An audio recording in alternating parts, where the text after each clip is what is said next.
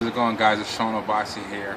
I just want to take a little time to address some of your questions and concerns, in particular regarding my meetings with some of the world's Wing Chun Masters. For the sake of chronological order, I'm going to start off with the first video, and then I'll discuss the last video. The first video was actually shot with Samuel Kwok. And in that video, I'm actually training with him. We're doing Chisao. He asked anybody from the crowd if they wanted to touch hands, and I, stepped up and was able to touch hands with him. Now, in this video, I'm actually, going at him, not necessarily trying to go at him 100%, but going at him in a way that I would go at, one of my training partners. With that being said, it was a really great experience. It was an honor to touch hands with him, and that really is not really what the issue is. More people want to know about, the video with Randy Williams and what happened. In terms of that situation, that video was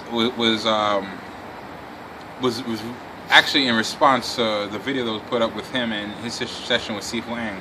At that time, I was training with Sifu Eng, and when I saw the video of him slapping Sifu Eng, I just, I think I responded like any other student responded in an emotional way, and I wanted to save face to my teacher. But looking back on it, if you look at the video, I mean, they're both wrong. In the video, you can hear Randy Williams warn him multiple times not to, hit the face, to watch face contact, but it just escalated, and it was a very bad video. The way I reacted was just, just to go out there again and save face, and that was the video with Randy Williams. Now that video, I'm actually going at Randy Williams, pretty, hard. I would say about 60 to 70% of my intent to actually, to hit him. So here's the thing, when you train with, with a master or somebody at that high level, you always want to have a certain level of respect, but that was gone.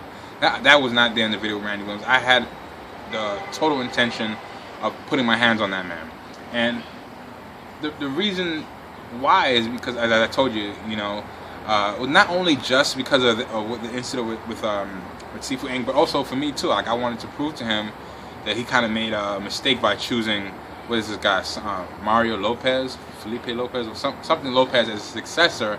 And the guy is in Germany. I guess it's probably one of his, biggest organizations in Germany. I just thought, him choosing him as successor was horrible.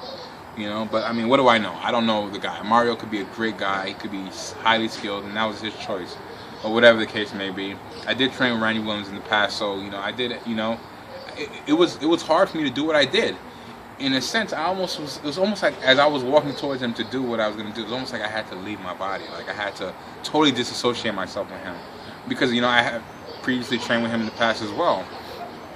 After that, I actually got a chance to train with Boztepe. Of course, this guy is one of the, toughest, guys in Wing Chun. He has a reputation of being extremely strong, and he is. A lot of people ask in that video, people are wondering, why is he grunting so much? In that video, that day I had a very, very bad back. I had hurt my back, and I had like spinal stenosis, sciatica, all that stuff, So any little touch, any little movement was very painful. As you could see, like, he would touch me, I'm like, ugh. It's because, not only just because of my back problems, but also when you take a hit, you can either take the hit and, take that power, or you could breathe, control your breathing to a way that you could actually lessen the power. That's a higher level, and that's a high level of, Qigong breathing, where you could prevent yourself from getting injured internally. So even though he was going light, as I said, any little slight movement would have hurt me. Great guy. He's an awesome guy, and he has a lot to teach, a lot to show. And that was the difference between this video. You can't really take all these videos and compare them with each other. In that video with Boztepe, I was actually being more of as a uki, or like a student, so he could demonstrate. As you could see, there was kids in the background. So what would I look like really trying to go at him full force? Would that be a great experience for these kids to see, like me and Boztepe going at it or trying to?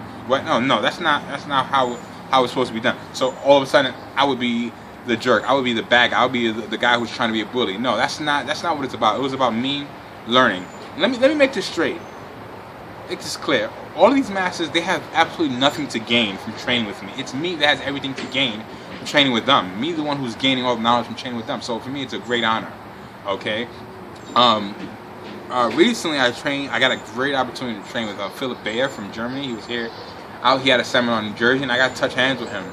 Now, you know, Philip Bayer is one of the world's most respected Wing Chun practitioners, and for me to train with him was a great experience, great honor. But again, this video, I'm learning from him. It's not like we're going back and forth at each other, but I know, like when you touch hands with somebody, you actually know how skilled they are, and it is in a sense me too being smart, because if I go at them hard, the harder I give it, the more they're gonna dish it right back to me.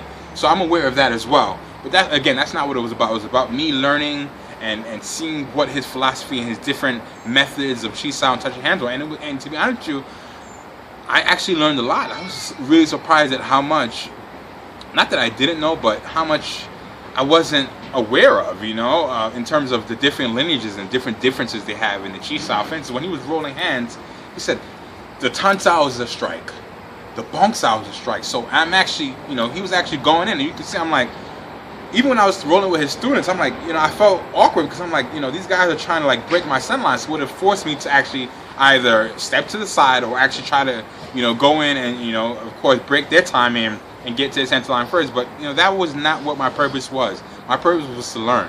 So there could be different reasons why people chi sao. It could be to learn, or it could be to train. It's all training, but it could be more of a challenge between two people who are, you know, mutually coming at each other with the same amount of energy.